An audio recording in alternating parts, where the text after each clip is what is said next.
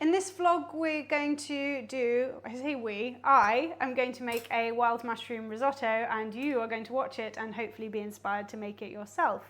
The reason that I wanted to do a risotto as part of the easy dinners section of the vlog is to give you something that you can make in bulk, and actually risotto reheats really nicely, so you can make it in bulk once and then reheat it on other nights of the week if you are too tired to make something new. You can chuck anything in it. It's a great way, again, to use whatever's in your fridge and make a fantastic dinner. It's also one of those things that's pretty easy to do and always looks quite impressive, especially if you serve it in one big pan and everyone digs in on the table.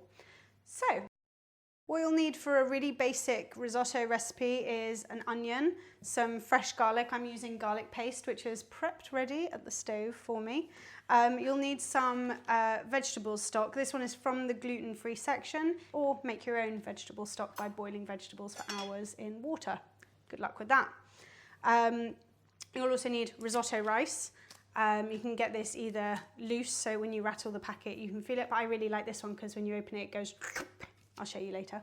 What did you do? White wine, or you can use red wine. It just gives it a little bit more of a kick and kind of burns through when you first put it in the pan. Olive oil, salt and pepper, and any fillings you want to bung in. Start off by dicing your onion. Onion done. Get your pan heating up. Good glug of olive oil. And now just wait until the oil's nice and hot. Take any onion off of you that has gone there during your cooking. You're gonna need some stock as well, so 1 stock cube in here. Fill it up with boiling water. A litre, let's go for a litre of stock. Stir that through, and this will be what you're going to keep adding to your risotto to cook the rice through. Right, onions in.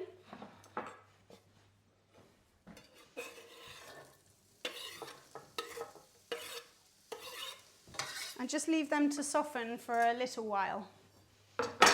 Means you can go over and chop your mushrooms. Cut them however you want. This is just a mix of wild mushrooms from the supermarket.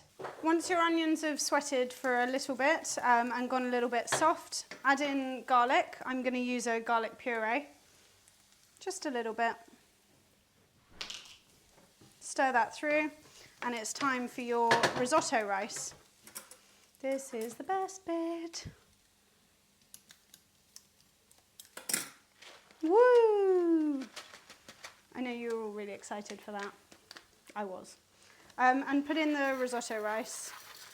About this much would be enough for me for about 3 or 4 meals. And you want to stir that through until the edges go a little bit translucent.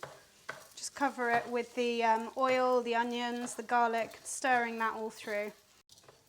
Once that's stirred through, turn it down onto a low heat for the rest of the cooking time. As long as it doesn't catch on the bottom, risotto is quite forgiving.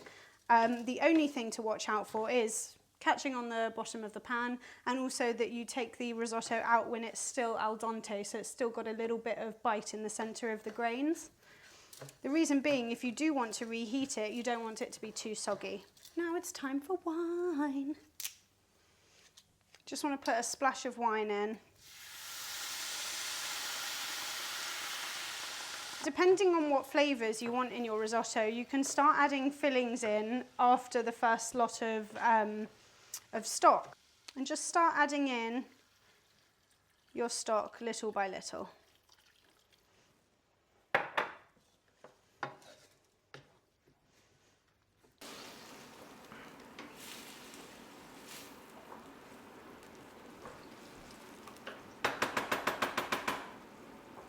By the time your risotto is a little bit chewy in the centre, I'd start adding in things that are less difficult to cook and need less time, like the mushrooms. I also want to add a little bit of cumin in to give it a slightly different taste to the norm.